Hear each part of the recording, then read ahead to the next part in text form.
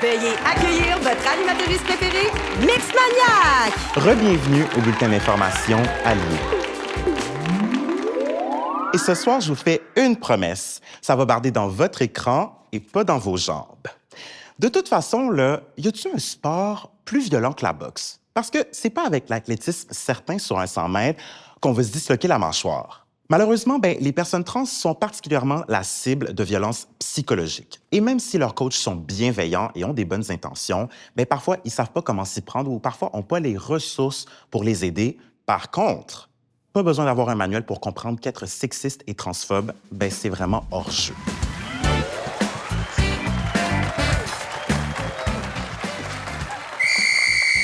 OK, les boys, on se regroupe, on va commencer ça, cette pratique-là. Avant ça, par exemple, faut que je vous dise, on a un nouveau joueur. Avant, il jouait pour l'équipe de l'ouest de l'île. Il est là, disais allô. Allô. Puis, Colin, excellent joueur. Ça va être, par ailleurs, notre gardien de but. Mais coach, vous avez dit qu'on allait avoir un nouvel attaquant. C'est Ben, notre gardien de but. Ouais.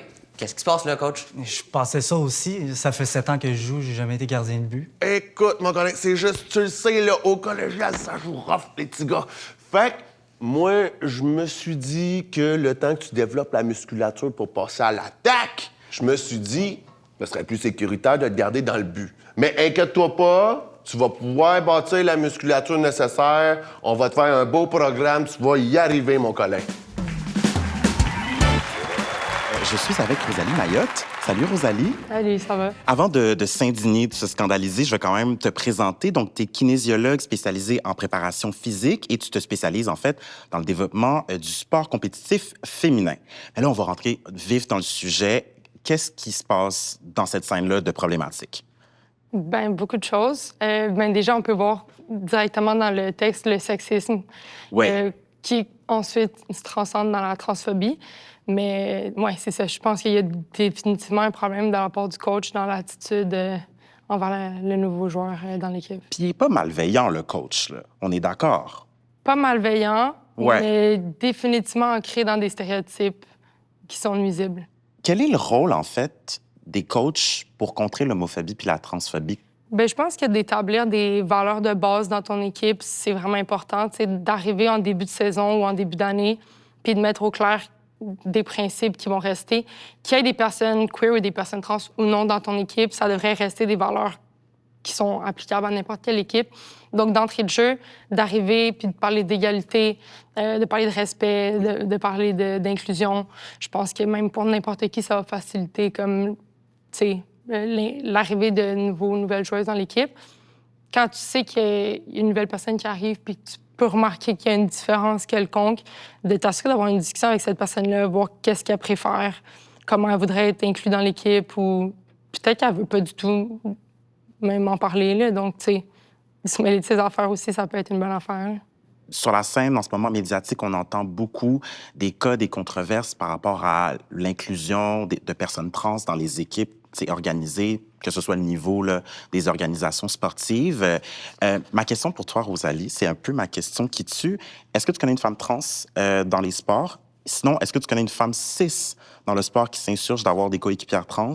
Et si la réponse est non à ces deux questions, pourquoi c'est un problème? La réponse est oui. Donc, moi, je connais des femmes trans qui font du sport.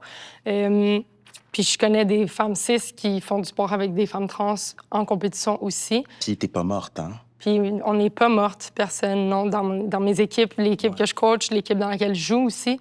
Tu nous disais aussi qu'il y a quand même une différence dans les normes entre les équipes organisées, par exemple, plus internationales ou plus locales. Qu'est-ce qui les différencie en tant que telles par rapport à l'exclusion? C'est sûr que comme là où, mettons, les gens deviennent un petit peu comme stressés ou marchent sur des œufs, c'est par rapport au sport organisé, compétitif. Oui. Là, ils parlent de normes, ils parlent d'équité pour les femmes, mais c'est jamais les femmes qui en parlent. Mais bref, ça, ce serait une autre discussion. Mais non, mais on peut en parler parce que qui sont à la tête de ces organisations-là? Oui, c'est des hommes cis qui décident puis qui ont décidé qu'est-ce que serait l'égalité pour les femmes. Puis ils ont décidé que les femmes trans étaient un problème. Mais donc oui, c'est ça. Le problème se situe au niveau des ligues qui sont comme fédérées, compétitives, mais il existe plein d'autres nouvelles ligues qui surgissent dans le milieu plus communautaire, récréatif, qui sont des ligues pour et par les personnes queer. Notamment, le collectif de soccer pour lequel je travaille, c'est le collectif Juke. Exact. Puis il existe des initiatives comme ça dans plein d'autres sports. Là. Il existe du roller derby, il existe la balle molle, il existe du basket. Tu pourrais trouver n'importe quel sport. Et les queers ont créé une ligue pour le faire. Là. Merci, Rosalie. Donc, que vous soyez sur le terrain, dans les gradins ou même au bar, rappelez-vous donc que l'inclusivité, c'est pas une option, c'est même la base du jeu. Ne pas avoir d'introspection, en fait, c'est vraiment un carton rouge. Donc, avant de se quitter, là, je vous rappellerai de prendre vos running shoes et votre vigilance d'allié. Et on se revoit la semaine prochaine pour un autre bulletin d'information à lire.